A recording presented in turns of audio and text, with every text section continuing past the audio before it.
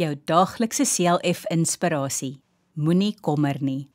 Beywer julle allereers vir die koninkryk van God en die wil van God. Dan sal hy julle ook al hierdie dinge gee. Matteus 6 vers 33. Ons is tog so bekommerd oor vandag en môre. In hierdie teks sê Jesus dat ons nie bekommerd moet wees oor kos of klere nie. Die Here sorg vir alles en almal. Hy sê ons moet kyk na die voëls en wilde diere in die veld. Hulle saai en oes nie, tog sorg die Here vir hulle.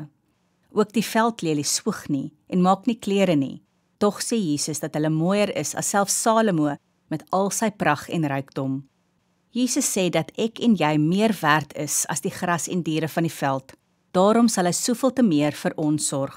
Al wat ek en jy moet doen om sonder bekommernisse te wees, is om eers vir God te soek en sy wil te doen. Wanneer ons God se kinders is, sal ons vrede hê, want God weet tog wat ons nodig het. Hy sal ook sorg dat ons elke dag kos en klere het. Kom ons bid saam. Vergewe my Here wanneer ek onnodig bekommerd is. Nou glo ek dat U elke dag vir my sal sorg. Amen.